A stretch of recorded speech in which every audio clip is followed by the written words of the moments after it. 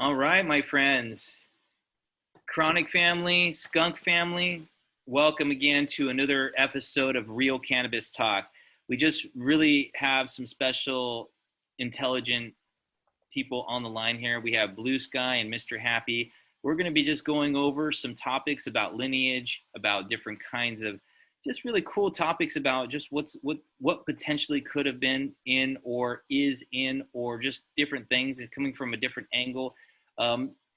With old timer stuff and potentially any of my stuff as well. We might just go bounce around a little bit, but it's going to be some really powerful conversation because, one, if you guys know who Mr. Happy is, he's a plethora of knowledge. He's what I call a walking encyclopedia of genetic history.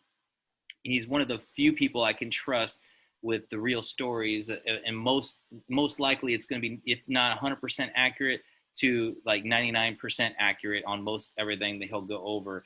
He just has that talent to be a genius in this area. So it's a pleasure to have you on here, both of you, Mr. Happy and Blue Sky. Good morning, guys.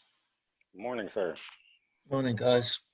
Yeah, I thought your last episode with Mr. Happy was like one of the best, so I thought it'd be cool if I could hop on and have a chat with him too. So here we are. Awesome. Much appreciated.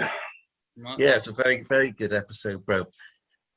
Before we go back to what we was just discussing just prior to recording, which we'll get on to, I've got one thing from your episode where you said that old timer was mentioned in High Times. Yeah, well, and I had to stop and think about that, man. It wasn't actually High Times because my memory, dude, that's a long time ago. That was back when, like I said, that those magazines were carried in every bookstore and like in the magazine section at like Walgreens and CVS, which is like our, drugstores. You could actually go in and find those magazines, and it was the International Cannabis Magazine was where I saw his name referenced. Okay. So it wasn't High Times. It was the IC mag, and it was back when they still carried paperback editions. Okay, cool. What did it say about him then? In the, what was it called? They were like I said, I can't find the articles because that was back when they were paperback editions, but I do remember that they were talking about him as being one of the originators of the Skunk line. Like some of what you had referenced. Awesome. What was that magazine, do you think, roughly? That would have been in like the early to mid 90s, possibly late 90s so at the latest. Relatively recent, yeah. Yeah. At that time, U-Cord was still around, and they were talking about like some of the other strains that he had created, like the psychosis, the livers, and things like that. But they had also referenced that he had a direct hand in the creation of the original skunk genetics, and I do remember seeing that because that kind of went hand in hand with what you were talking about in the first couple of episodes, where he had talked about how he had sent some of his genetics to his friends in the States, and they had reported back that it was likened unto a skunk. That kind of was confirmation that I remembered reading that they were talking about. They were like, yeah, he was actually one of the pioneers of the early days of skunk. Yeah. Wow. He's made a lot of great things. We were just talking about some of the great things earlier, right prior to recording here, and one of the great things we were talking about was that purple garlic skunk that we found over here at Old School Chronic. It is such a great plant, man. I love it to bits. I love it. I love that plant, man. And then we also talked about its qualities, right? The smells and the texture and really the color of the plant. And Mr. Happy was giving us a little bit of insight on what he might, where he was at with it. Can you talk about this again so we can? Yeah. I said that. So when I was listening to the episode before the last that you guys did with the gentleman from South Africa that was doing the aeroponics, one comment that stood out to me was when you were talking about your zombie feet skunk and how it had started to turn real dark, almost black. And then Blue Sky had referenced when he was listening to my episode talking about the Black African Magic, he was like, yeah, I didn't want to say anything at the time because I didn't want to take attention away. But I've noticed that some of my strains turn black as well. And the very first thing that popped in my head, I said, well, it's actually not surprising to me, because when I went back and listened to the early episodes and he was talking about the genetics of old timers that he had worked with, he had mentioned that strain, the 4-way African. And I said, well, what that tells me, without a shadow of a doubt, is that at least one component of that 4-way African is the Congo Point Noir. Because if you remember me talking about in my episode when we were talking about the Black African Magic, that there are actually 2 iterations of the Black African Magic. The rare is the Ituri Point Noir, which is the one that we have, and then the other is the Congo Point Noir, which can occasionally turn black, and when it does, it also turns jet black. The other thing, though, is what's interesting to me is that those smells coming from it and the growth structure. And now this is just purely an educated guess, but I'm going to take a strong guess that another strong component of what's bringing that coloration along with the smells and the bud structure, the growth structure, is a real strong lineage to some Middle Eastern hash plants, likely like a Pakistani or an Afghani, more than likely a Pakistani, because Pakistanis can turn real dark too, and they have that real funky smell to them. Yeah, well, he did definitely incorporate Afghani and Pakistani genetics into his work and his collections over the years, because I've seen that quote from him, that quite lengthy quote where he says how he's been collecting seeds for longer than most people have been alive, and he's got them from, and then he lists off all the countries. There's pretty much everywhere that cannabis ever existed on Earth, that he had seeds from. So yeah, Pakistan and Afghanistan were amongst those for sure. And I've definitely smelled other terp profiles, I'm told, common with Pakistani, which is like apple. The apple terp is apparently coming from Pakistan as well. Well, now one thing I'd like to know about, and it's I've not heard you mention it yet, and I'm very curious because I have a very strong idea, and I'll explain the reason behind it, because I was talking to JR about this. The broad spectrum of coloration coming from your plants, and some of them are very unique colors. Like you've got the blacks, you've got the dark, deep, almost blood reds, those dark maroon blood reds, and then you've got some pastels. That's how I would refer to it. Some pastel, like that pastel yellow, that light violet purple, almost like a lavender color. Lavender.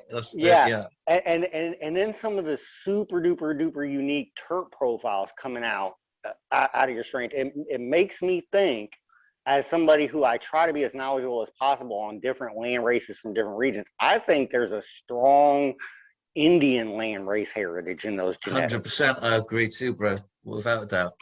Yeah, because that's Indian land race genetics, man, are very unique, and they're unlike anything else. And that's what I keep seeing and keep hearing from your strains, is that it's just the uniqueness. I've never seen anything like this. I've never smelled anything like this. This is so standoff. How long have you been following, bro? Were you following when I was actually making these beans that we're talking about now, that was, it's gone out to the world? Did you see me making them that couple years ago? Nope.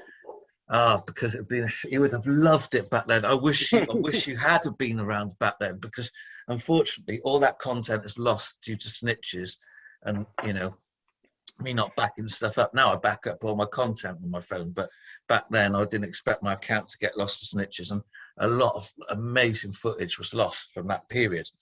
It was when everything, it was like a 1980s catalogue, seed bank catalogue come to life again. It was incredible. But with the cherry cola terps I've got in my cherry cola skunk now, that originated from, without a doubt in my mind, an Indian plant, because I've been following maybe Landrace Mafia. I'm not sure. It was one of the Landrace accounts, and they've got the Cali Ram hash plant. Yep. And it was so similar to the mother of the cherry cola plant that is unbelievable. The flower structure was the same. The stems go beet red from top to bottom, like a rhubarb stalk. Yep. And the smell was like mentholated cherry cola. But she had a sister which was very similar, but the terp profile was completely different. She smelled of oud, the kind of Arabic frankincense type of thing, or incense, sorry. Yeah. Completely unique terp, oud. Yeah, and also some of the colors that I'm seeing in there reminds me of, and I'll probably butcher this pronunciation, so forgive me in advance. Is it Blachistan? You know what I'm talking about? Oh, Baluchistan or Yeah, Balochistan. I know there what you you go. mean. Yeah, I Yeah, probably haven't got the right pronunciation either, but I know the one you yeah, mean. Yeah, yeah. Baluchistan, I think. Or I'm Balochistan. seeing a lot of those color variants that are in those genetics coming out of here Yeah, for you. I've seen those too. They're incredible, those plants out there, aren't they? They are just the best to me. They are incredible, some of those plants they're growing out in Afghanistan there. It's amazing, some of the plants I see. They're just so huge. They Yeah, grow. They're the only plants I've seen the same kind of vigor and the size mine get, but some look even bigger. They're amazing genetics. Yeah, and that's why I'm looking forward to seeing you, man, whenever you do your thing when you get moved somewhere. Because the one thing, and I'm not saying that nobody's done it, but I haven't seen it, and I've been looking for it, is I want to see your genetics grown outdoors. Just let them, just let them do what they're gonna do. Yeah, that's what I'm saying. It's a shame we didn't. You weren't following me back. What, 2 years ago when I was making those seeds, because it was done outside, and even prior to that, the time of the fire, I've lost a lot of content from that year, because that year I had some incredible pictures as well. Some incredible content's been lost to snitches, unfortunately, and like pussies like UK 420 deleting threads because they're clowns. But I had a lot of content. I had one massive thread on there that I made specially for Old Timer One, full of all my best pictures from that few years that I was away doing what I was doing. And I put it up just so he would be able to appreciate his genetics. If I say so myself, fucking incredibly grown in the outdoors, in the sun, in a perfect climate. And so I did that, and he loved those pictures, and he did love to see them. But then, fucking all the bullshit started. And they deleted the thread, and I lost a lot of content there, man. I thought it was going to be quite put there for safekeeping, but no. Yeah. So you would have seen all my outdoor stuff, because I agree, mate. They need to be outdoors, and I love growing outdoors more. Because I'd love to see what they're going to do, because indoors it seems like they're showing, at least in my opinion, they're showing mainly indica dominant characteristics. I have seen some that have a sativa-like structure, but for the most part, they're carrying that squat indica dominant growth structure. But based off of the genetic lineage, I would say there's definitely a little bit of everything in there. And I'd like to see what it does outdoors, because I want to see. It's definitely going to get tall, but is it going to get tall and branchy like a big ass tropical sativa plant, or is it going to get thick and bushy and massive like a wild hash plant? Is what I want to know. Well, you'll see everything, because the boss pack is 5 mothers, the offspring of 5 mothers, pollinated by one, like classic skunk males, I called it.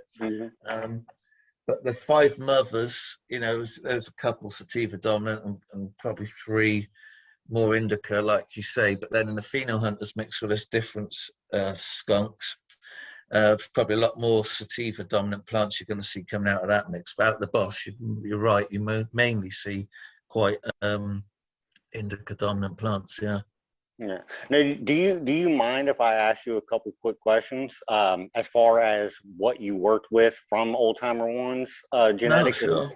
Okay, because I'm just curious, because I like I said, I went back. I didn't even know about this podcast until JR had me on. So I had to go, and I told you that I had to go all the way back to the beginning and start over and listen to him from the jump. But I've heard you mention a couple of things of his that you worked with, but a couple that I was curious if you worked with, because I didn't hear you mention them, and there's strains that I know originated from him. Is for one, the livers or the blues, however you want to call it. For 2, the cheese. Yeah. And for 3, the psychosis. Because I know for a fact you worked with the Old Timers Haze. That's very clear and apparent. I heard you mention the 4-way. I heard you mention the Lot 5, and again, it's clear and apparent some of the stuff that you worked with, like Smile and ESB.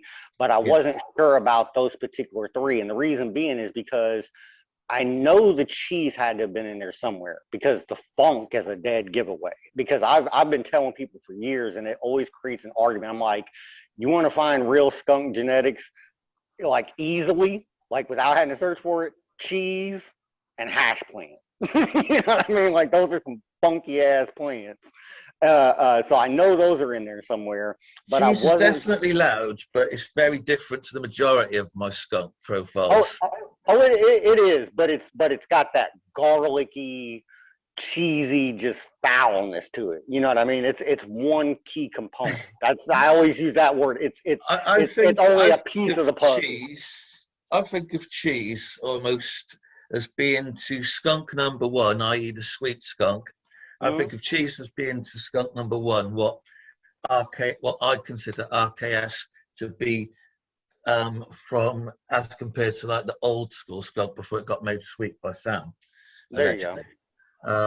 Because I think there's levels to the skunk. There's like the plain skunk, what I just call a plain skunk, and then there's like something that's more offensive than that as well. Even more hardcore terpenes, which like heavy chemical ammonia on top of that skunk and rot and crazy shit in them. To be honest, I think some people might not even experience this level of skunks. I think Old Timer 1 had the craziest fucking skunks.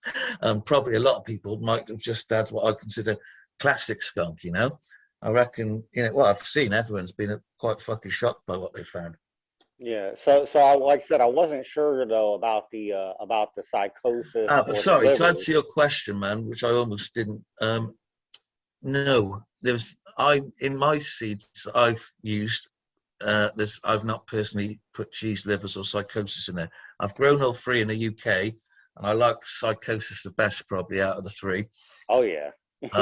I've certainly spotted a lot of blues like and livers like Phenos in some of the plants and Old Timers stuff that I've grown, without a doubt, very similar. And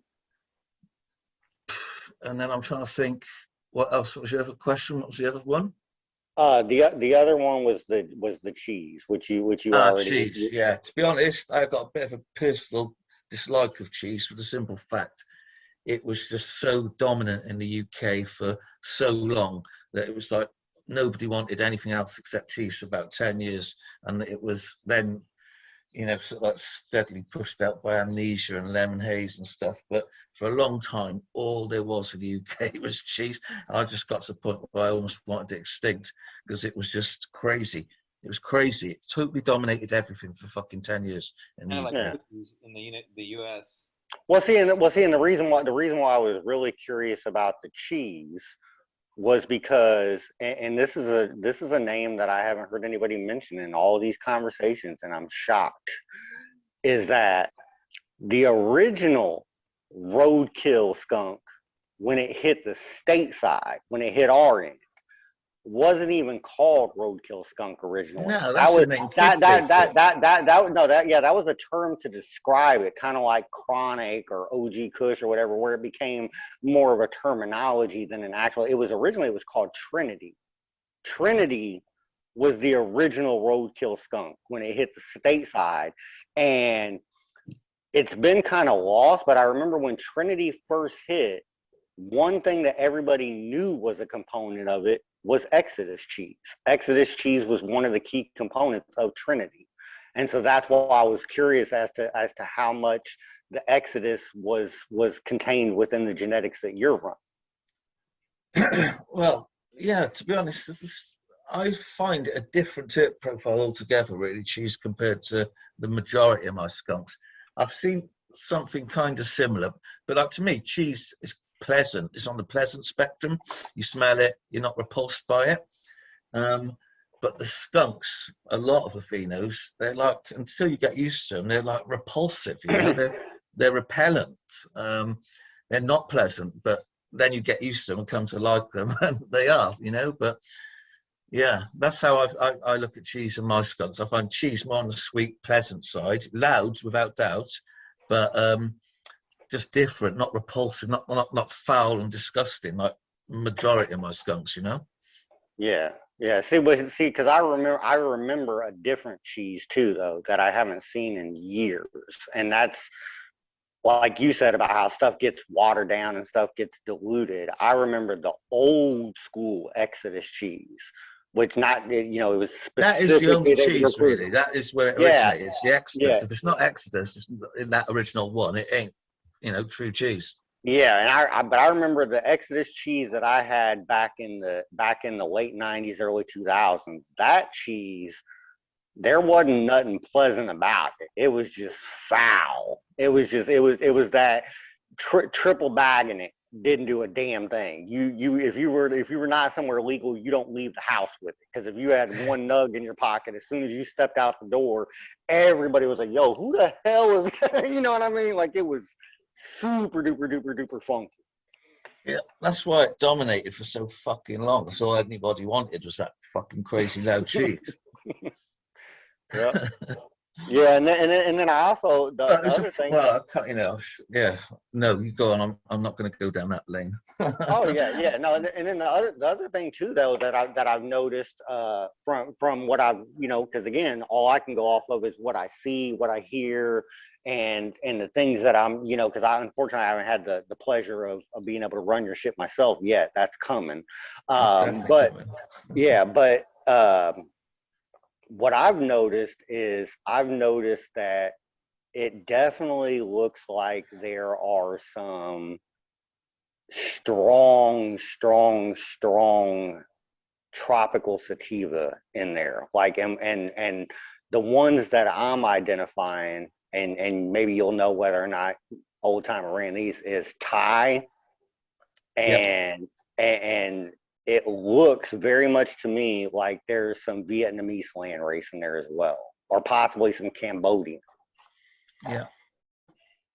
Yeah, I think basically everything that he listed is pretty much in the collection of genetics I've got over the years. And when you break them down into the F2s and find the kind of the ancestral sort of contributors, you see everything. And especially when you run large numbers, 500 plus, you're going to see a lot, you know. Yeah. And yeah, that's what I found basically. This is what I really found that when on my first big run of this stuff and these are then seeds that I suppose I've kind of made myself over the years from the original starting point of ESB Haze and Lot 5 and Smile. And somebody gave me what wasn't obviously from his hands directly, but it was his genetics. Somebody had made, I think, Smile Cross Old Times, something like that. So I had a whole bunch of his genetics, but I think mainly I pull things out of ESB Haze and Lot 5. They're the ones I did the biggest seed pops of. So on that lot 5, was he not descriptive really at all as far as like what all was or could potentially be contained in lot 5? Not really, man. He's just quite annoyingly secretive. He always says he's forgotten because he hasn't taken notes or cared to remember too much over the years, and it's been such a long time and blah de blah that he never kept accurate records basically to say what's in it. I don't always necessarily believe that myself. I'm sure he records a lot, but he said about the lot 5, 4 African sativas and with a twist of indica. That was about as descriptive as he got about it. Yeah, and so that kind of confirms what I was thinking. So that's the 4 African sativas. We can probably narrow that down. You've got the Congo, you've got the Durban, you've probably got a Malawi or a Malawi, however you want to say it. I think so. And then you've probably got Nigerian. Yeah, you got Nigerian. That's what I was just about to say. So you've got Nigerian, Durban, Congo, and Malawi. And then your twist of indica is probably going to be about a toss of the coin, roll of the dice of either Middle Eastern, Hindu, Afghan, Pakistani, or Indian. Yeah, it's going to be something like that, but I couldn't say what because he's so secretive. I always thought it was myself. It was going to be Afghan. Yeah, it's without a shadow of a doubt, and I'm going to keep saying it until people hear it. It's definitely some hash plant genetics in there, without a shadow of a doubt. It's definitely some Afghan or Pakistani hash plant in there because you can see it in the growth structure and you can definitely smell it. Like, you know, I know you said on one of your episodes that you pretty much tasted and smoked just about everything. So, you know, like I know, old school true hash plant, not watered down, not the G13 hash plant or any of this other, just real authentic Afghani hash plant. That's some funky shit too. That that's some of the loudest shit that you'll ever smell. And potent. And potent, yeah, knockdown potent. Yeah, I like that sleeping medicine. Mm-hmm. I love this conversation. I love the detail of it. I love the, you know, anything else that you got going on in your mind here, Mr. Happy? Man, I'm just right now, dude. I'm in a weird transition phase, man. I'm trying to you know, I initially we were preparing to move out west and try to do that whole thing, and then some shit got shook up, and now it's looking like we might be here for a while. And so I had already made up my mind that I wanted to start growing, that I was gonna start growing again, because that's my passion. That's where I'm the happiest. I have things that I want to work on and things that I want to create. And so I'm just like, well, you know what? Plans change, but the plan doesn't have to change, if that makes sense. Just because things have changed doesn't mean the plan has to change. So now I'm just kind of trying to get things in order, man, to start growing and start doing my thing again, man, and show people what I can do, man. And I want to run both of y'all's genetics and see what I can do with it. That's awesome, brother. You know, I'm so happy that you're being both you and Blue Sky. You know, Blue Sky. I think how's your grows going? Are you did you decide to restart after that situation you had? Oh, yeah. Well, I haven't restarted yet, but it's possible I might do in the next week or so. I actually need to speak to my friend tomorrow. But on the bigger picture, I'm still thinking of moving abroad to do something, you know, on a bigger scale where the climate's better or law is conducive, whatever, you know. Yeah, the UK is shit. The UK is shit for doing anything, basically. Yeah, you know, I gotta say one thing on that note, because this I think will give you a good laugh, man. Is that, you know, as quote unquote angry and standoffish and all that as people like to accuse you or try to paint you out to be. You know, I said, you know, you guys paint this guy out like he's just some sort of a violent, angry monster of a man. I said, this man said that this fucking dumbass destroyed his whole plan. That's literally about as far as it went. He's like, yeah, this fucking idiot destroyed my whole crop.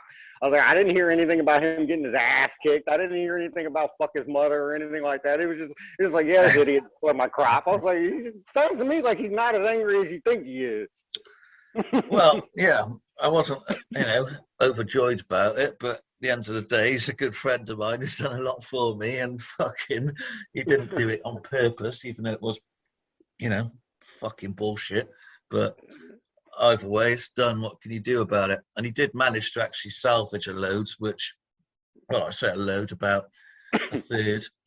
And last I saw the pictures he sent me, they look pretty nice. So hopefully when I pop down over there next, I'm done sort of doing a breeding project there at that place. Because it wasn't convenient anyway. It was a lot of travel for me. But on that note, Blue Sky, what do you plan on doing with some of your genetics? I mean, is there a time where you're going to dial in on a particular genre or focus of terpene profile and then start kind of back crossing and start doing work on certain things like that? Or is that even in the horizon, or what's your vision with your own grows?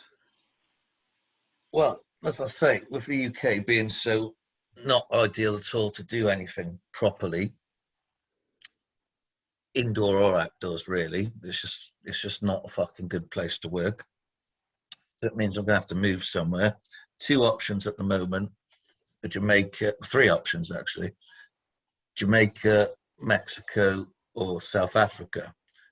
I'm feeling Jamaica more at the moment, at least to begin with, for a few reasons. But yeah, that's going to have to be the plan, to move somewhere like that where I can do a large outdoor grow and select what I want to work with going forward, because that was everything that people have got now is just, was stuff I was never going to release originally. Like I've told in the early days, I only actually ever released my seeds to shut up the clowns like Riot and fools like that. And then I saw there was a lot of good results being found, so it just gave me the go ahead really just to carry on. It's not like I ever wanted to release untested stuff. That was never going to be my plan, but that's how it turned out. Plus, it's not like I'm releasing just untested cooking crosses. It is, and was at the time, especially a couple of years ago when I first started releasing the seeds, the best opportunity for anyone to find and to hunt totally unique, distinct from the last 20, 30 years, old school, skunk, haze, and heirlooms from one of the greatest breeders of all time, Old Timer One. So it's hardly like I was mugging anybody off with crap genetics, So, yeah. Where was I going with that? So, yeah, basically, all these seeds, the most part that have been released, were seeds that I made that I was going to originally do more work with before then releasing them. But situation, dictated otherwise. And so here we are. But it's been a good move since everybody's found, for the most part, incredible plants that got amazing growth rates, structure, incredible terps, highs that are just completely different to anything else available out there. Are you a fan of people breeding with your stuff? And I am, man. I am. I know. I just want got to give credit. That's the only thing. If people use my stuff, I want to hear my name mentioned. And that's all. Same as I was mentioning Old Timer One, but all these discoveries, as it were, they are for the finder to name, do what they please with, enjoy, and just if they do breeding that they release commercially or for retail, just mention my names for that part that you used. That's respectable, you know what I mean? So cool, very cool, man. Yeah. But yeah, definitely. So I was just having a drink then. I definitely love people and totally encourage people to breed my genetics because, I think it's a gift to the world in a way. With not saying that arrogantly, it's just what I was able to create a couple of years ago just encompass such a broad range of unique genetics that were basically kept private and hidden from the world by Old Timer One for decades. And truly have brought back skunk, as so many people have reported. And skunk aside, there's a whole plethora of incredible plants being found and still to be found. Because aside from the 5 skunks in the boss pack, there's 60 plus unique mothers that were used in the creation of what is now the Terpetown ticket, what was the Pheno hunters. So there's a lot to be found in them. I think there's going to be a ton of more new discoveries coming over the next few years and just going onwards. I just see them spreading and spreading. Now, everyone loves them. What's the difference again? I know you probably have already said it a couple of times for everybody, but it's good to kind of redo this sometimes. The difference between the Pheno hunters and the Terpetown. Okay, so the Pheno hunters were, as I've said before, I knew that when I made these seeds, when I was growing the plants that made these seeds, I knew that I was only going to be able to work with so many in the future because I had, 120 plants to begin with, which I narrowed down to like 50% of that. Oh, excuse me. I just got to have a drink on my throat. It's dry as fuck. Take your time, brother. Yeah. So I had all these plants that were really unique and special and beautiful, either aesthetically or morphologically or in terms of their colours or their terps or whatever. They were just pleasing in some way that you didn't want to disperse them, dispatch them. So I thought this lot I can make available to people, saying that they're untested and this is what they are. They're just incredible, rare, unique genetics, but make them available to people. So that's what I did. That was the Pheno hunters. So it's probably between 60 and 70 mothers that, as I say, I liked, and they were skunks, hazes, and the rest, the other kind of genetics that old timer one used, I just term as heirlooms, you know. But all the other stuff, the Burmese, Bhutanese, the Indians that Mr. Happy mentioned, definitely he did mention, I'm sure, Iran when he mentioned the Middle East. So yeah, I just wanted to be able to make those available to people. So that became the Pheno hunters, the offspring, those 60 plus mothers that were pollinated all by the same classic skunk male. That was the Pheno hunters. Then the following season, after making that mix, I made a few other ones, and that was a skunk haze male that was used to make these 4 new varieties. I had a cherry cola skunk, a cherry cola sour skunk, and a pineapple fuel skunk, and a classic skunk. All of those got pollinated by a new skunk haze male.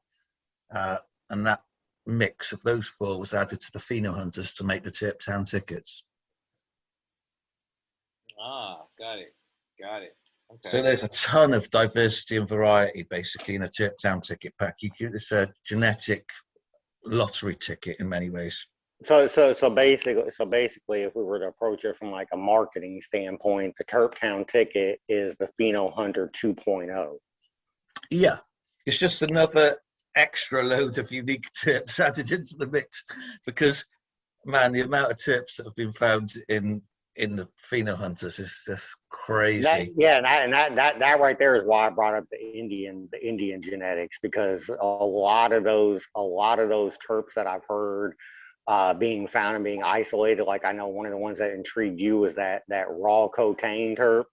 Those type of terps are mainly only found in Indian land races, from what I've seen. Like they've got some very, very, very unique terps. There's so many regional sort of cultivars out there, isn't there? There's so many diverse. They're also a part of the originator of all cannabis. Like, I know this is a controversial topic for some, but I mean, if we're being honest, like some of the earliest actual cannabis outside of hemp, some of the earliest cannabis found in the entire world, it all originates from Asia, which India being a part of Asia. You know, so that's some of the oldest genetics in the absolute world. So of course it's going to have a more diverse profile and a lot more variations available to it. It's got a several thousand-year head start. Yeah, well, he collected, as I say, from all over, and I do believe a lot of them did find their way into what I've brought out now. You know, because you can just see it. You can see it, even if it's just. You can certainly see it, especially, as I say, when I did it outdoors a couple of years ago when I made the seeds, and it did look like a 80s seed bank, you know, seed bank catalog come to life. I loved it. Now, I listening to the first couple episodes, you know, hearing you talk about the fire and then the even bigger fire, which I'm sorry to hear that you even went through that, man. I can't even begin to imagine. But one of the questions that I have, because I hadn't heard you mention, is, were you able to maintain any of the individual strains that you were working with prior to all of that?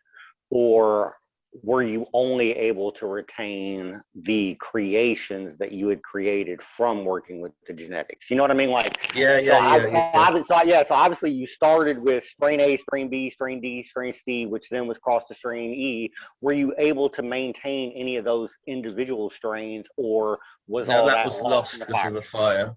Damn. Yeah. I'm sorry to hear that, bro.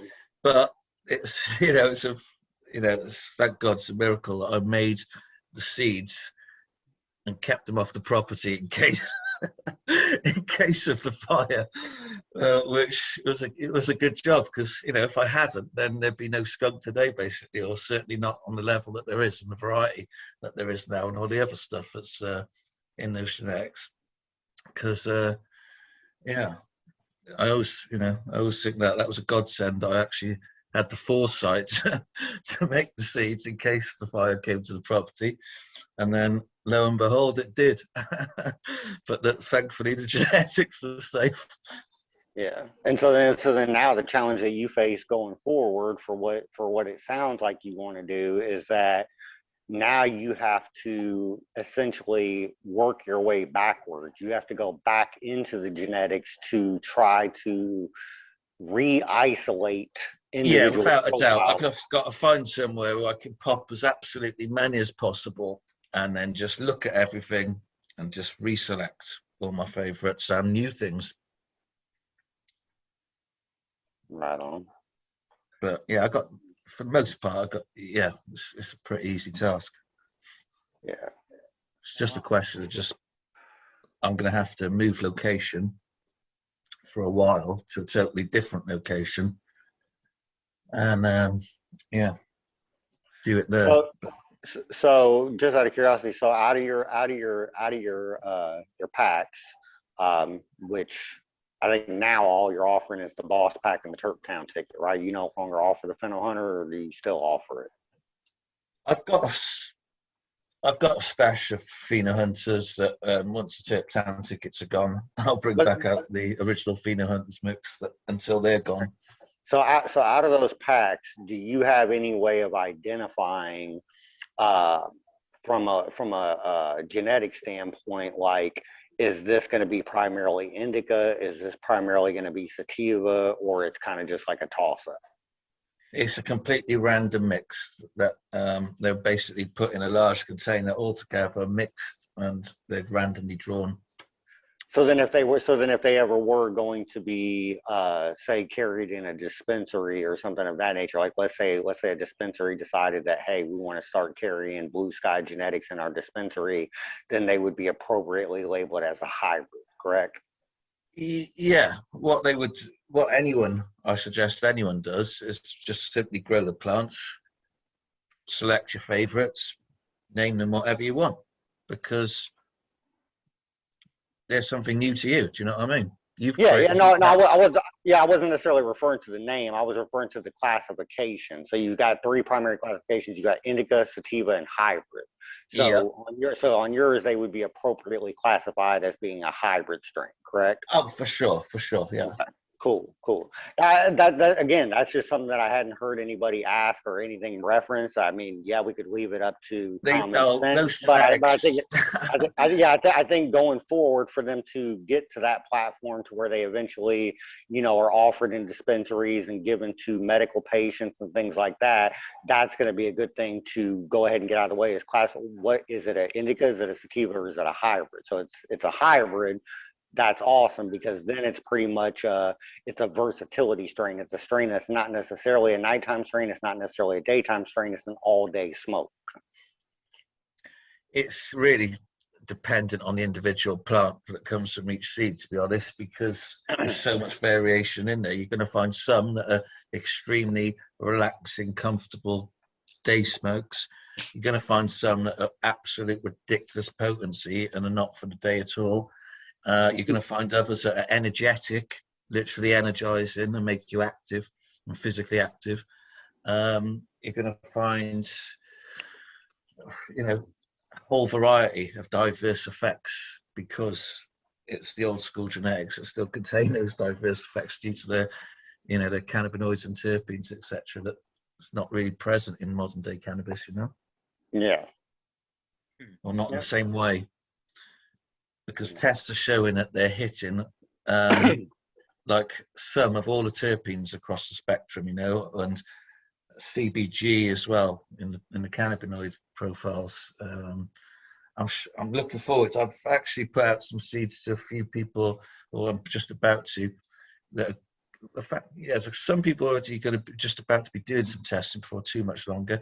I'm sending them some seeds to somebody who tests everything he grows. Have a look at the different things that are being found and getting it on paper, you know. Yeah, what I'm the most curious to see tested of your genetics is the terpene profiles. That's what I'm Me, for sure. I'm wondering though, will all the current sort of labs, I only see them testing for like what, 30 terpenes, 20 something terpenes, 30 terpenes, a lot of them. I'm like, you know, we need something a bit more sophisticated, I think, for these. Yeah, no, there's I was actually talking to All Killer No Filler the other day, man, and he's in a good spot too, man. He didn't even know. He's got one of the best laboratory testing places in the entire country, is actually located right there in his hometown. And yeah, they're really, really good. They do I think it's a 80 or a 90 count terpene test. That's a bit better for sure. Yeah, it's like very, very expansive, and then they do testing for everything. They do a full cannabinoid spectrum testing. They test for every cannabinoid that's been clearly identified and named. Awesome. So I'm looking forward to seeing that. One other thing too, before I forget, this is a random thought. This is good. This is I think going to give you a laugh, because I just wanted to address this because I keep hearing people mention it. I know this is like old news, but it's just something that I wanted to comment. That whole bullshit about how do you know what a skunk smells like when skunks don't even exist in the UK. Our motherfuckers not aware that the UK may not have skunks, but they do have fucking stink badgers, and stink badgers are actually stinkier and smellier than fucking skunks. Well, just in simple logical terms, I've always said this to people. I've smelled animals akin to skunk, but when you've got when you're growing a plant and it's got basically four main components, one being Nigerian, one being skunk, one being blueberry, and one being haze. Now, for sure, I know what blueberry and haze smells like, yeah? Then the Nigerian, to be honest, I never found anything particularly in that I liked or ever kept or bred with, to the best of my knowledge. It was quite bland and Landrace, if you know what I mean, that unworked. At least that's what I've found popping up out of my F2s. So I discarded that. So then, when you're left with the most revolting, repulsive, disgusting thing you've ever smelled in your life hitting you in the face, that's going to be the fucking one leftover component, skunk, isn't it, you thick fucking cunts? Yeah, no, I got a kick out of that when people kept saying, they're like skunks don't even exist in the UK. I'm like, you motherfuckers! I'm like, do you not know that they have fucking stink badgers over there? I'm like, a simple fucking Google search, literally Google. Does the UK have skunks? No, but they have stink badgers. Stink badger? What the fuck's a stink badger? It's like a skunk, only smellier. Oh shit! So maybe he does fucking know. Yeah. But even so, when you've got four things and you cross off all three that you do know, and then you're left with the most repulsive thing you've ever smelled in your life, yeah, that'll be the skunk, dumb fucks. And as multiple hundreds of people have shown now, I was right. Just curious, Blue Sky, when you do land and you find a home that you feel comfortable growing, what's your project's focus? What's your first couple things that you want to accomplish?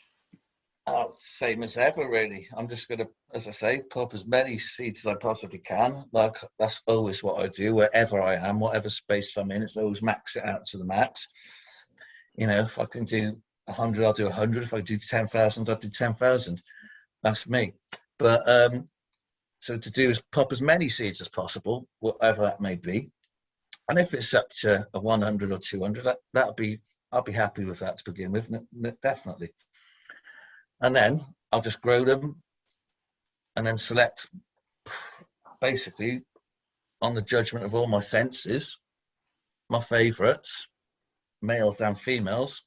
And that's what I'll start to work with going forward. And that'll be to do all sorts of things, depending largely on what I find.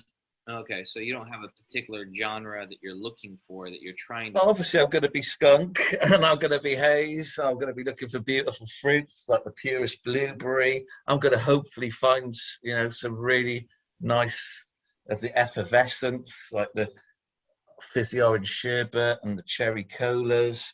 Some unique, really, strong profiles of those coming through that I want to keep some. What else? Anything basically that just strikes my senses. It could be anything, but whereas I'm aware of like how just absolutely anything can pop up out of there. I'll be looking for my skunks, I'll be looking for my hazes, I'll be looking for my, as I say, the incredible fruits. But then, absolutely you could expect anything weird and wonderful and brand new and exciting to pop up out of there. Stuff that I've never smelled before. And the last 2 seasons I've done large outdoors, I found one plant amongst each of that season's crop where I could not even describe what it smelled like, because it smells like nothing that I've ever experienced in my life anywhere. Forget cannabis, just in any of my lifetime. I've never smelled anything like it, and it's completely alien and unique, and there's no words to describe it. So even stuff like that you find. So I want to ask a question that I've not heard you yet ask, and I'm very curious of your answer. You said that you are very open and actually excited to see your genetics get worked and crossed with other genetics. Yeah. Are there specific strains that you personally would like to see your genetics get crossed to? Definitely a lot of the things that JR's got. I'd like to do a lot of crossing, putting his stuff and my stuff, like joint collab type things. That would be my first sort of direction, or first definitely port of call. Second to that,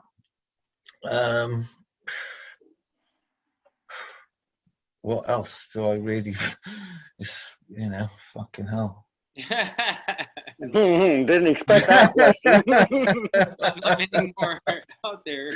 Yeah, like this, anything else would just be like with another truly defined Landrace origin, such as some kind of incredible Afghan that I found, or Thai or Malawi or whatever. But of the modern gene pool, no, I thought I'd just stop with JR. Amen, bro. That's pretty cool to hear. Thanks for the respect on that. Without that. Yeah. I know. Me personally, I would like to see your shit get crossed with a really good quality Afghan hash plant. Yeah, that's how it would go.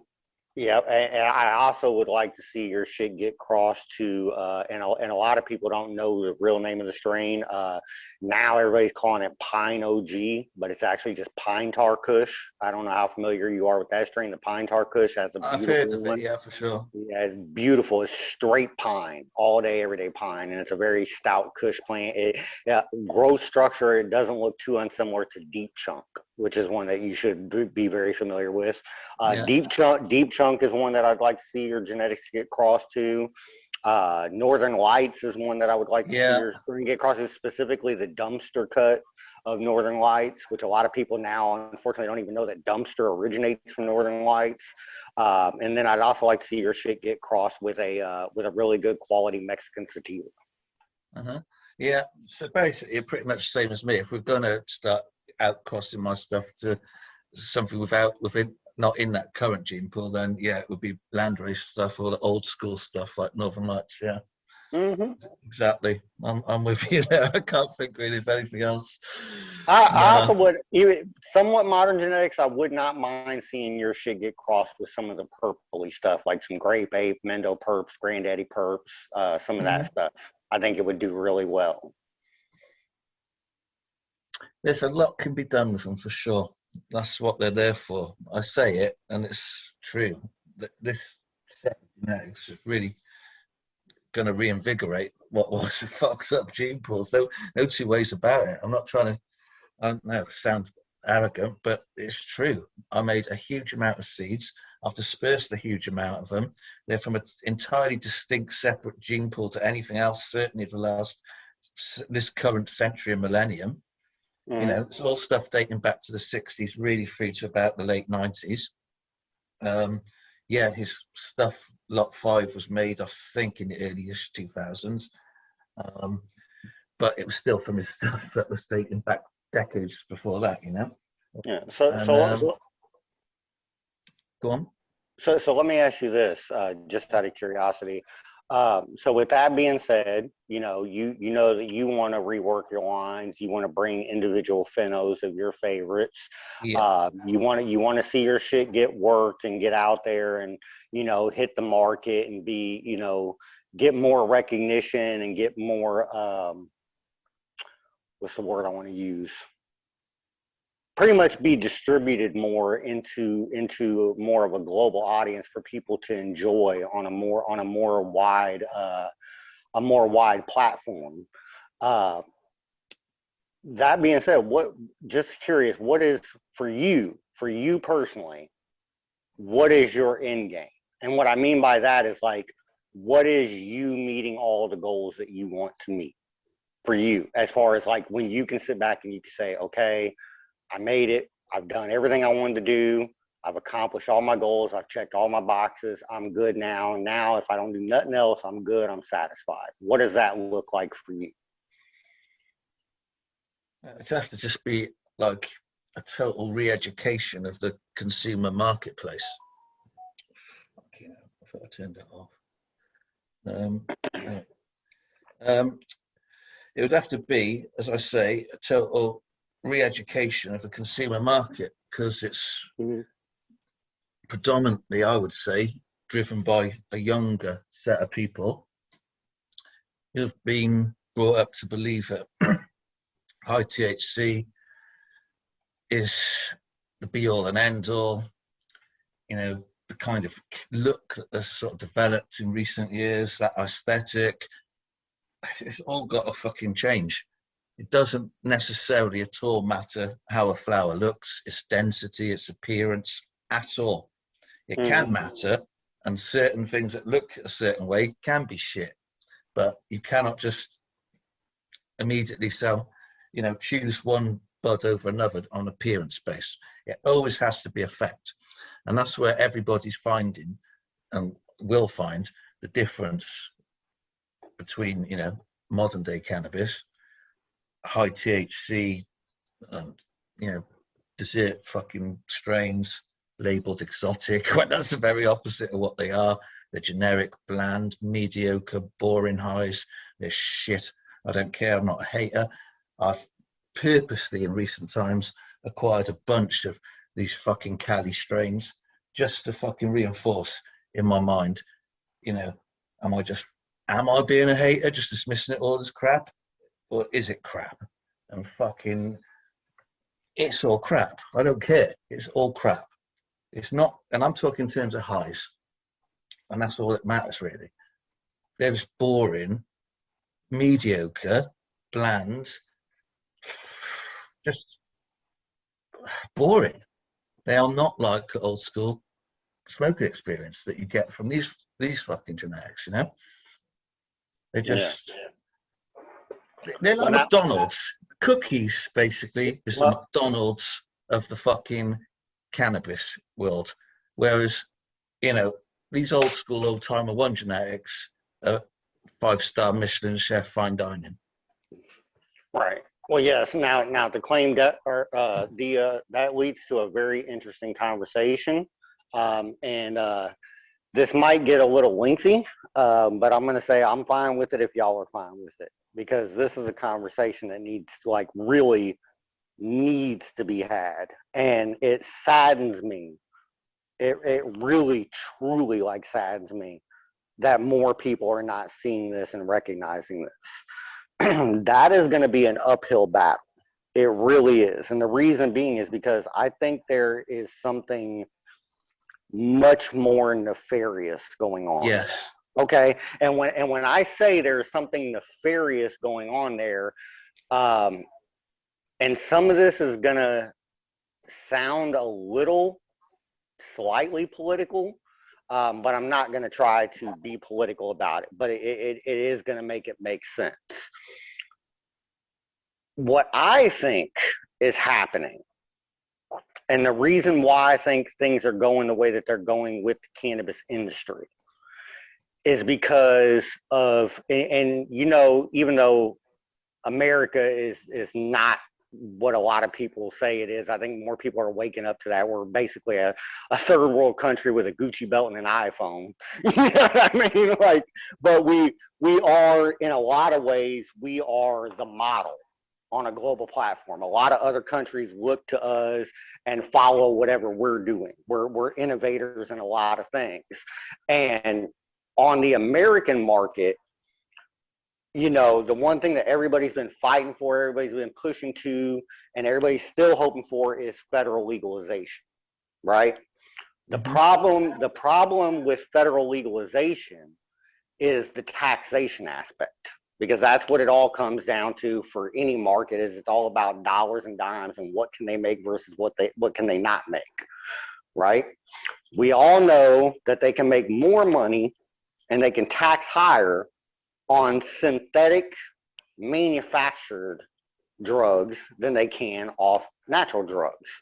That's why you can't get supplements like vitamin A, vitamin B, vitamin C, etc., as easily covered under your insurance or prescription. It has to be purchased over the counter because they can't tax it as higher. They can't regulate it and control it as well. What I think is happening is I think that the reason why they are pushing strains to be higher and higher and higher and higher and higher on the Delta 9 aspect, and they are essentially breeding genetics to be purely Delta 9 THC. Like, they're trying to reduce every other cannabinoid in it. Like, it's, I mean, hell, when I went to Denver, even on the medical side, you couldn't find any strains with CBD. One-to-ones are basically non-existent now. I think that they're trying to fuck with and alter people's endocannabinoid systems, and they're trying to give people cannabinoid deficiencies, and they're trying to get people so burnt out on Delta 9 that they've basically, what they've done is you remember the old mythology or the old terminology of that marijuana is a gateway drug. Remember that bullshit? I think that what they've done is they've actually forced that. They've actually pushed that. What they're trying to do is they're trying to get people so fucking what's the word I want to use? Plateaued. There you go, plateaued. They're trying to get people so plateaued on Delta 9, you know, from the fucking 30-40% THC strains to the fucking wax and concentrate to now the fucking angel tears and diamonds. They're trying to get people so fucking plateaued on Delta 9 that cannabis literally just doesn't do it for them anymore. And then they end up going to something harder, i.e. the prescription drugs. I really firmly believe that. I think that is what the fuck is happening, and that is why that agenda is getting pushed.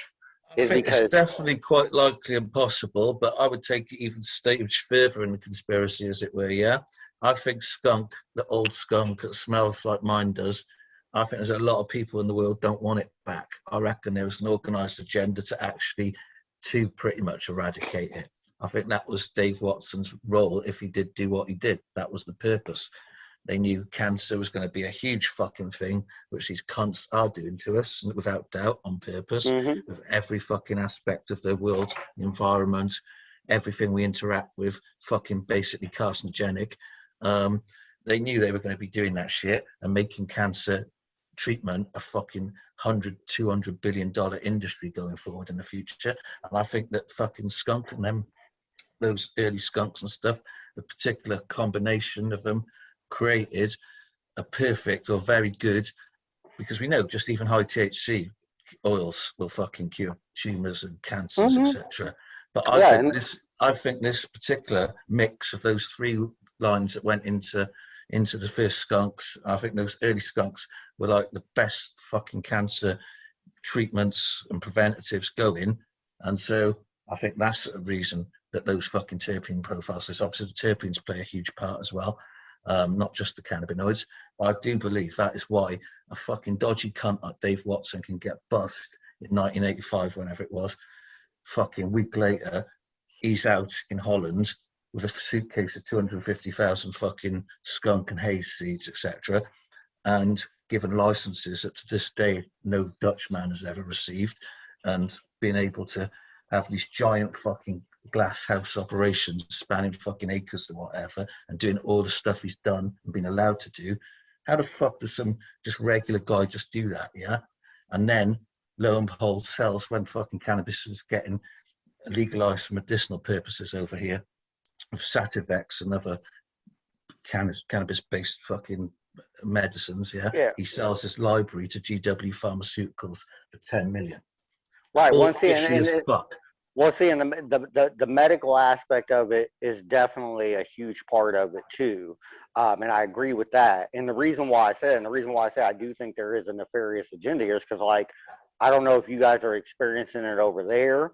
I know that when the guy on the episode before last, the gentleman from South Africa, you know, when he mentioned that they have a certain THC percentage that their strains have to be at, that struck me. Because, like, one thing that I've noticed over here in the States that I don't think a lot of people have paid attention to, and this is things that need to be noticed, more eyes need to be on this, is that the medical side is pretty much becoming non-existent. Like, if you look, there are more states in the United States that are legalized for recreational than there are that are legalized for medical. There are more recreational dispensaries than there are medical dispensaries. And for that matter, there are fucking states here in the United States that have fucking outlawed the sale of all CBD flower. Like fucking Kentucky and Indiana, and there's another one, I want to say fucking Georgia, I believe. They fucking outlawed CBD flower. You can't even fucking buy it. They've outlawed all CBD fucking shit. Like, the only thing that you can do is maybe get some fucking gummies. You can't get oil, you can't get vapes, you can't get flour, you can't get shit. It's like, yeah, we'll give you this recreational marijuana that's fucking 35-40% fucking THC and no other cannabinoids, but we're not going to give you any other cannabinoids that are actually going to be beneficial to you. And it's like, you can't look at that any other way other than nefarious, because whether it's, you know, feeding it or preventing you from having a natural cure or potential natural remedy to your ailments, or whether it's a, you know, trying to, you know, pretty much burn out your endocannabinoid system to where cannabis doesn't even work for you anymore, and you end up potentially leading into, you know, seeking other fucking narcotics to fuel that empty hole or whatever it is. It's fucking nefarious, man. Yeah, without doubt.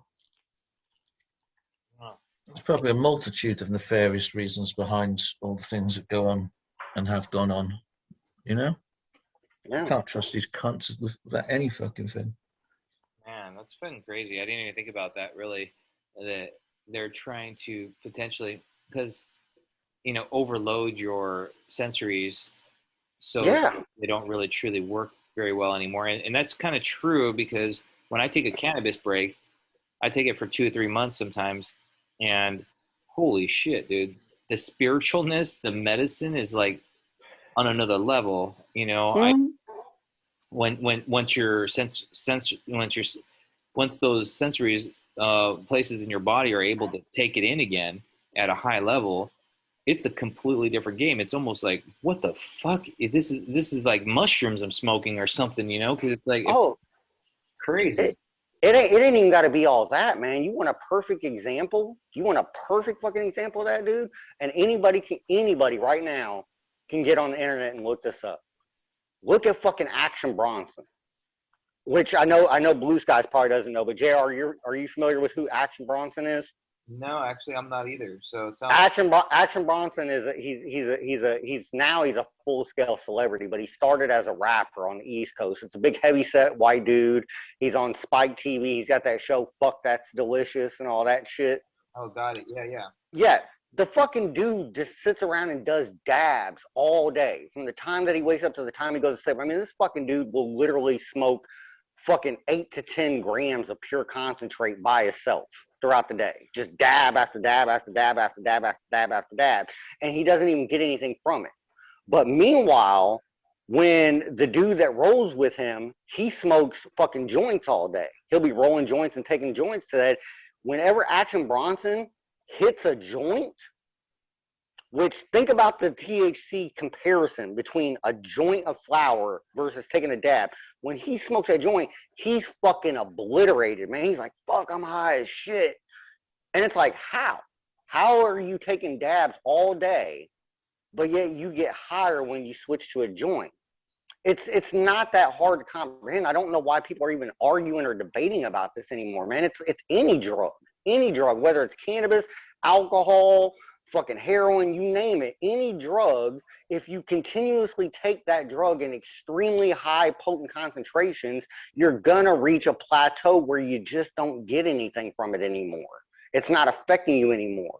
But when you start introducing lower concentrations or additional components, i.e. additional cannabinoids, well, now you're offsetting that. And that's why I say I think it's a nefarious agenda to try to push people into, you know, going into potentially leading into other substances.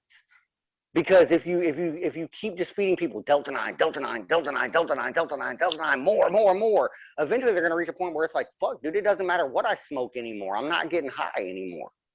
So now what do I do? Well, that's one thing Sam says, that 99% THC has basically nil effect. Because it's really not the THC that's just getting you high. It's actually the terpenes. Yeah. So talk about that. What do you know about the terpenes? I think you were telling us last time how the terpenes. You know a lot about terpenes from what I remember. Yeah, man, terpenes, dude. And again, I'm going to say it again, even though I already said it once before, dude. People that want to learn more about terpenes and people that want to understand more about terpenes, especially breeders, man, just need to look to fucking aromatherapy, dude. Aromatherapy has been around for thousands of years. Like that's literally all the terpene is it's aromatherapy at play. It's your brain and your sensory it's your brain and your senses interpreting those smells into your brain releasing certain chemical secretions, which then causes certain chemical reactions within your body to heal itself or energize itself or relax itself. That's what it is. It's those smells being interpreted to force induce a certain chemical reaction in your brain. Yeah. That's interesting. I never really heard it in that term. So it's actually your body that's giving you those feelings. It's not the terpenes. The terpenes are inducing. Correct. I like that description, forced inducing, because that's exactly what it is. Because my favourite of all tips are what I call the emotive tips, where you smell something and it's not like it smells of lemon or skunk or this or that. You don't think of anything that it smells of.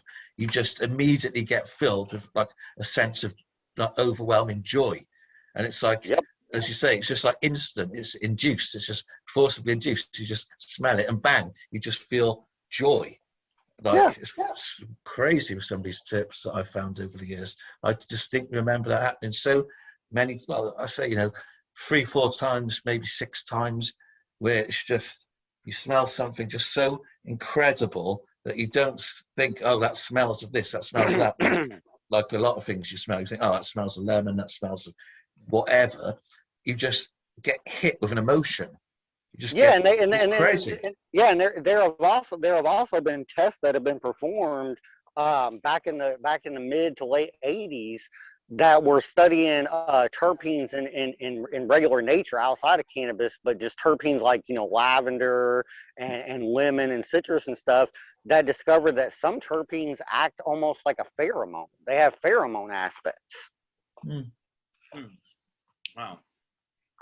I love this conversation because, there was a couple of plants that I just remember feeling so good just by smelling them. I didn't even have to smoke them. I just actually went up to them, smelled them, and just was like, I just felt a sense of calm, And, Yeah. and that's and that was just smelling cannabis, Yeah. I honestly think that if we could somehow wrap up cannabis smells that truly are with all the smell that it gives, that could be an industry in itself, because it's not just strawberry. It's strawberry with that cannabis smell. It's Mm-hmm. it's like it's almost like, I don't even know how to describe it, but it's like it can be an aromatherapy process with just cannabis, terpenes. Well, Go on, man.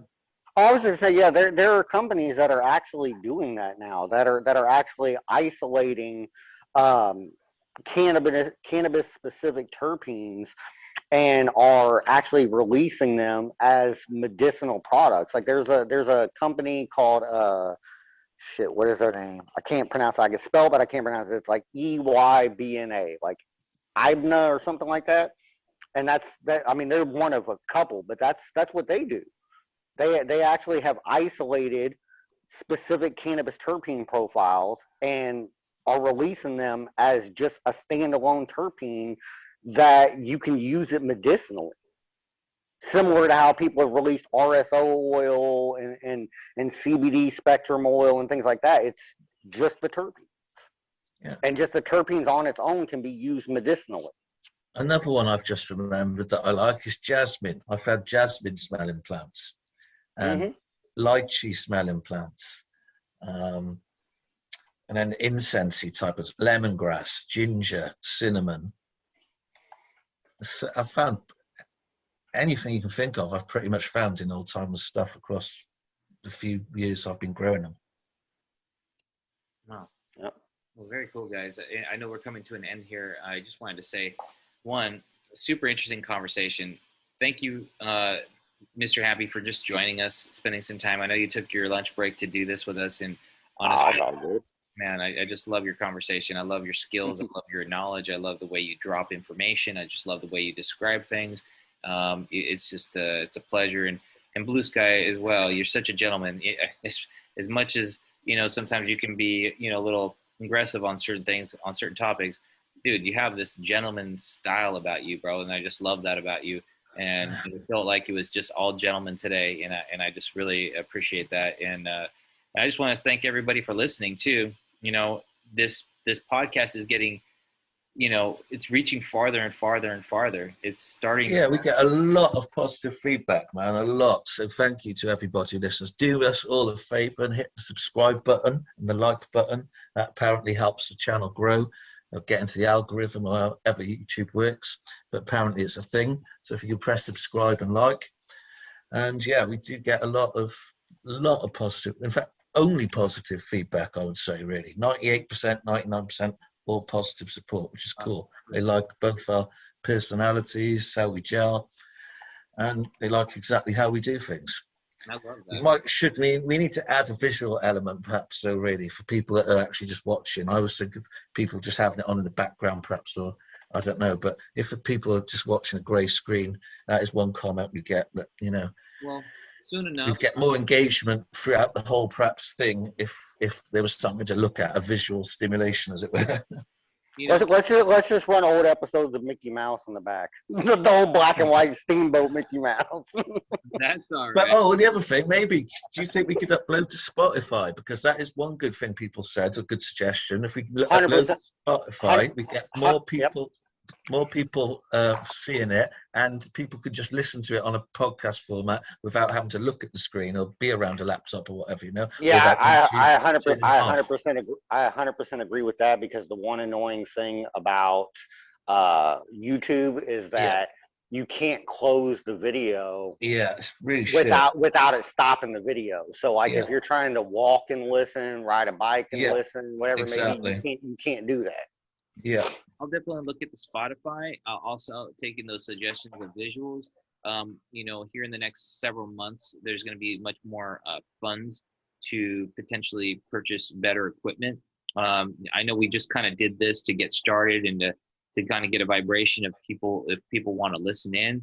Now that we understand that there's a pretty significant audience that actually cares about what we're talking about, now we can start spending a little bit extra money on the technology and start getting to the next level with the podcast. And that would be definitely incredible. You know, better mics, better visuals, you know, distributing this to the proper outlets. And I believe, sorry to interrupt, the other cool thing is, I found out recently, once we get to 1,000 subscribers, we can do like live, so people can come in the chat. So that'd be quite good. So we could have like a live with our audience. No doubt be some trolls and some shit talkers coming in, but it'll still be cool to interact with all the Skunk fam in that way as well. Oh my God, that's cool. That's amazing. That's cool because you know what, I'm gonna say this one time. Blue Sky, I like when you get mad, man. I like it. I think it's quite entertaining, man. Like I don't like it for you because for your peace of mind and your inner peace and your mental and emotional well-being, not so much. But I do think it's quite entertaining, and I'm just gonna say that, especially man when you get to the fuckery and these shit guns. I'm like, this dude's fucking hilarious, man. What are y'all going on about? Honestly, I don't think anybody's ever heard me angry. They've just heard mild venting at best. No one's actually heard me really angry, I don't think. Jesus. You'd be surprised how much I don't give a fuck about all these clowns. Really, to begin with, what pissed me off most about them was I was disappointed in their lack of integrity, moral fibre, character, that kind of thing. I too, like most people listening about a lot of these idiots I talk about, they think, oh no, that idiot's cool, but that's because they just know them by their internet personas. When they actually interact with them as a person or with a fellow breeder or whatever, and you get to find out the true nature of them, So that's what that's what motivated me to speak out mostly about them. It's just fucking like, it's a shame there's no real men in the world these days, apart from like people like you, me, and Old School Chronic, or Killer No Filler, and some of the other good Skunk fan. But by and large, I don't give a fuck. Seed community's a bunch of fucking thieves, liars, rats, fucking frauds, ego-driven, money-obsessed, fucking just, the reverse of what they all portray themselves to be. All pretending to be fucking hippies, peace and love hippies, fucking, voice changes on podcasts, totally fucking, fraudulent in a lot of cases. But yeah, I'm not going to go on about them too much. But that's what really, there's never fucking anger as such. It's more disappointment that actually the seed community, by and large, is not cool. The average people are cool, buy our seeds, hit us up, etc. They're cool. Yeah. But the established seed fucking community is generally not fucking cool whatsoever. Well, so, the key word there is industry.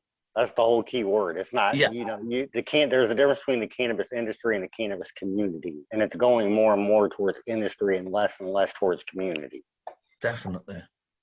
That's honestly, none of these fuckers give a truth about the plant. Let's be honest. Let's actually put it in these terms. They all know what I've got. Now, why aren't every single one of them shouting it from the rooftops? Because Skunk has been hunted for the last 20, 30 years without success on any fucking meaningful level. Now there's somebody offering fucking consistent skunk in most fucking, if not all packs to some degree, some absolutely killer skunk carcass, skunk spray phenos, some going along the rotten flesh and death. The foulest, nastiest fucking tips have been absent basically since the fucking 80s are back. None of these fuckers are talking about it because they're all trying to fucking, look at this bullshit skunk con that's popped up. Why do you think that's popped up?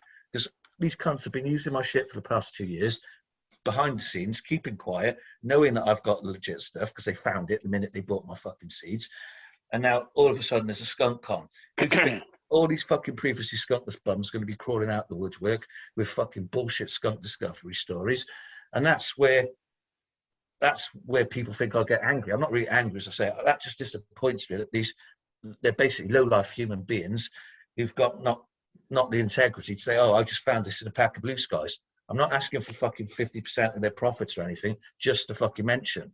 But no, because skunk has never been found in the last 20 years by all the fucking bullshitters that come before me, they all want to be the fucking big man discovering skunk.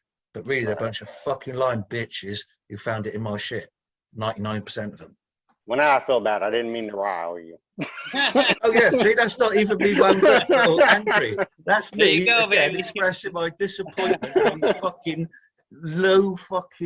these fucking little scumbags. Basically, that's what they are. All a bunch of lying little bitches. Yeah, but you know what though, man? In Kevin the fucking Jodry, that guy is a fucking cunt. Just to put that look, up man, there one more time. here's my take on it, man. I'm a firm believer in karma, and karma will always catch you. Now, the kicker is that the longer you get away with the bullshit, the worse it's going to be when it finally does catch up to you. You know what I mean? So, like, it doesn't matter, man. I know it's frustrating. I know it's infuriating. I know it's saddening. It's totally expected but on my part. it's just my 2 cents, man. I don't know you that well. You don't owe me nothing, man. But if I can impart one thing on you, man, I would just say, dude, don't even fret about it, dude, because it's gonna catch him. And when it does, it's gonna be ugly, dude. It's not gonna be a pretty day. You know what I mean? It doesn't bother me. It was totally expected, which is one reason that I released mix packs, because I could have obviously released. I did at one stage have a lot of my seeds individual, bagged up separately, seeds from each plant. You know what I mean? Mm-hmm. And then I started to blend them, because I thought I don't want to fucking put out the best ones yet, because I know for a fact these pricks are gonna fucking rip me off and not give me credit and stuff. Do you know what I mean? It's obvious from the start. So I've known that, I didn't fucking just arrive yesterday. I've been around for a while. I've seen a lot about how these people interact behind the scenes. So I knew what to expect, which is why I haven't put out like a single line of RKS with the most rank fucking RKS in that one pack for these fucking pricks to rip me off with. Not a fucking chance. So that's why I say I've kept, my true fucking best ones for myself to work with. But what I have put out has been very fucking good. There's been excellent skunks, but I've kept some shit back that these fucking pricks are not going to have to rip me off with. Do you know what I mean? Yeah. Obviously what they're going to do. And it's proven to be fucking true. They've all proven to be a bunch of lying little scumbags. Yeah. Well, you opened that can of worms now. I did, man. It's like what's the one thing that I can do to rile them up? Bam! Get it. All right. That's a great way to end it, though. The energy of fucking Blue Sky is motherfucker. I'll tell you that. Trust me, you can hear me laughing now. I don't really give a fuck about these pricks. They're just a bunch of fucking bums, man. And you about the only decent guy in the industry with a fucking couple of others. You know what I mean? So fuck them, innit? Hey, bro. They all want to be us anyway, bro. They all want what we got, and they all fucking just, you know what I mean? That's why they talk shit, get our accounts deleted. JJ, the complete fucking loser, fucking what a dweeb, fucking, taking the time to talk shit about you, bro, and do the shit he does. These are supposedly the respected, inverted commas, fucking breeders. These are the bunch of fucking dweebs in the DMs of us, in the DMs of people growing our stuff, who love our stuff, who tell them to fuck off out of their DMs. It's an embarrassing state of fucking human beings in the breeding community, with the exception of us. On that note... You're kind of right. I don't want to talk shit because I promised myself I'm done with that. I'll do it for you, bro. Yeah, I was gonna say you did it all. You did it for me, so thank you. but trust me, I don't give a fuck about these bums. Fuck them. I know, me neither, really, bro. They're not even on my radar. They're a bunch of dweebs, man. Trust me. But with that said, guys, I got to get going myself, and I appreciate the time, and appreciate the love, and I appreciate, honestly, the intelligence and the characters that we have here, and I really just appreciate you guys, and I love doing these podcasts. So looking forward. Here, bro. We're going to start to do a little more of these. We're going to try to do 2 a week if we can. Definitely. And we're going to go from there, guys. So thank you again. This now to reach us, to find me, JR, Old School Chronic, go to oldschoolchronic.com or oldschool on the IG, Instagram. You can find me at oldschoolchronic_live and oldschoolchronic_JR. And Blue Sky, I know we have problems sometimes with your accounts, so can you tell us what the one where we can find you at right now? There's Old Timer 1 Roadkill Skunk 2. There's Blueskiesvienna 4. There's my website, roadkillskunks.com. There's the forum, skunkfam.com/community. And there's my email, purplegarlic@protonmail.com. Awesome, brother. That's perfect. And Mr. Happy, do you mind if people reach out to you? Not at all, man. If people want to find me, they can find me in their mom's bedroom. Then that'll be a small walk down the hallway. I didn't want Blue Sky to be isolated and being the bad guy here, so I had to throw that out there. Up one of them, huh? Yeah. Right now my IG is Mr._Happy13. I will say as a preface, the same thing that I said on the last episode. Right now, I don't really have anything on my page. But there's a reason behind that, because I am currently not growing. I'm about to start trying to grow again. Once I do, more photos to come. Also, I do have some long-term plans for when I do move somewhere legally. I've got some major plans for some things that I want to do, and I don't want to release too much of that until I've already got things established. But anybody that wants to give me a follow, more than welcome it. Anybody that wants to reach out to me, has any questions, or just wants to have a general conversation, again, I'm more than welcome that. If there's one thing that people should be able to read about me, I'm really big about community, and I'm really big about sharing information. Amen. And you're freaking good at it. So that's the other thing. Guys, he's great at intel. If you're lost on something, he probably knows about it. If you're trying to find something, he probably knows where it's at. I mean, I swear to God, he's the one. He's he's kind of like my secret weapon in a sense. So don't reach out to him. Lose his information. That's my stuff. Yeah, don't find me. Don't find him. No, but I think you should come on for another episode again. I think you should be on regular, bro. Yeah, all 3 of us. 100%, brother. I love the way this conversation went, and honestly, he's a champion. So both of you guys are champions. So thank you guys. Have a great night, and we'll talk soon. That's another episode of Real Cannabis Talk coming at you, baby.